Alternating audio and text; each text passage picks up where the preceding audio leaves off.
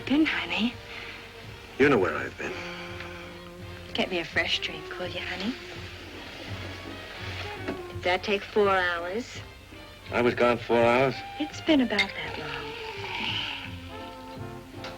Thanks, honey. You told me you'd be right up. I told you that and left you here?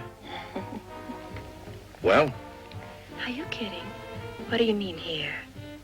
All right, where did I leave you? In back of the Can-Can Club. I left you at the... At the Can-Can. Where'd I say I was going? I was gone 4 hours. Where'd I say I was going? Where was I going? You're hitting me.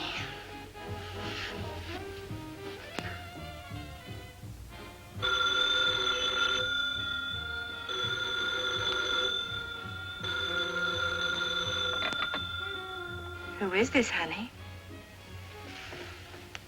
Oh, Harry. This is station WADM.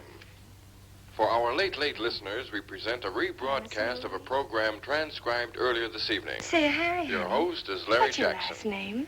All Hollywood has turned out for this Galo widescreen I've been premiere a of good Blondes girl, on staying Broadway at the Babylonian Really? Theater.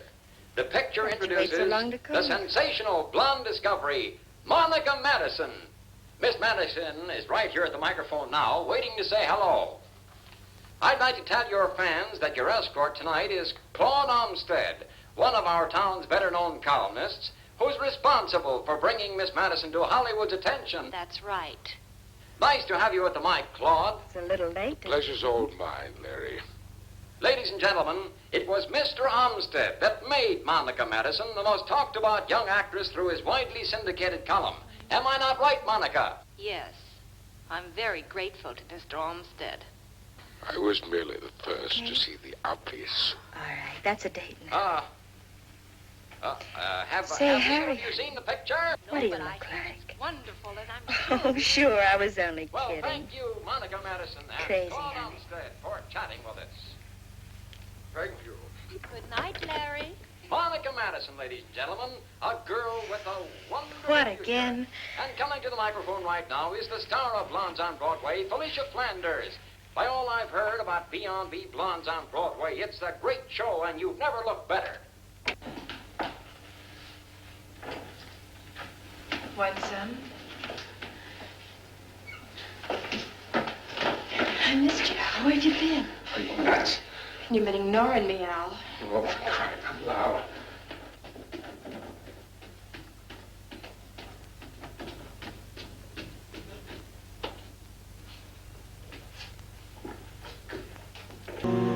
What's the matter? You want to cause trouble?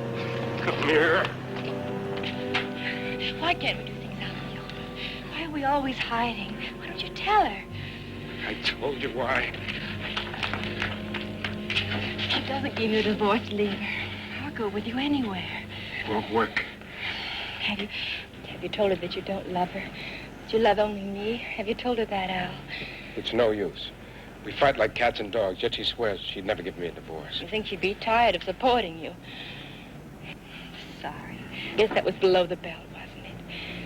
Maybe this'll ease the pain.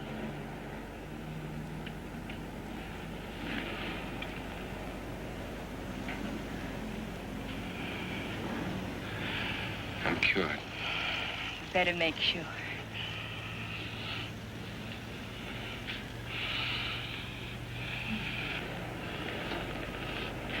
Good for nothing, but I'm crazy about you. You're trouble, Al. You always will be. But I've come along to give you a taste of your own medicine.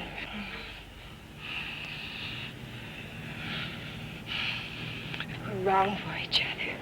But I wouldn't have it any other way. I want to make you want me so that you'll keep wanting only me. I love you, Al. Guy wasn't even in your class. You just said I'm a lot of trouble. I'm not fancy and I'm not famous, and you know how I scrounge for my dough. You'll have money someday. You told me yourself if things work out, you'll have a lot of money. Anyway, I don't care about that. I've had them. I've had too many old men making promises. You're the thing I've always wanted. You're the only man for me. With you, my life would make sense. There's a certain fire in your lips, and you can be tender when you want to.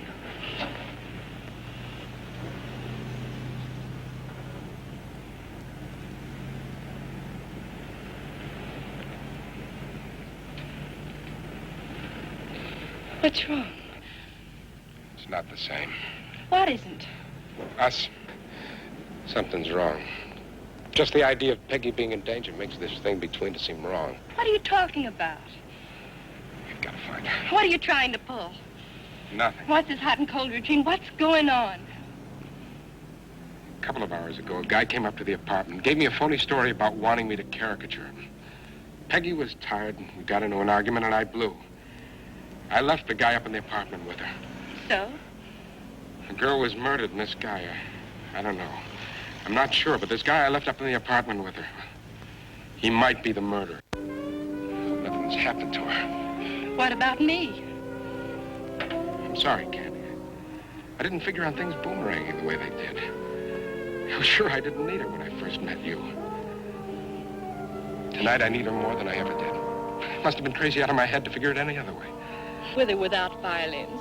I'd call this a brush-off. It was my mistake. Tonight, my Peggy is the most important thing in my life. Forget about us, Candy. It's like you said.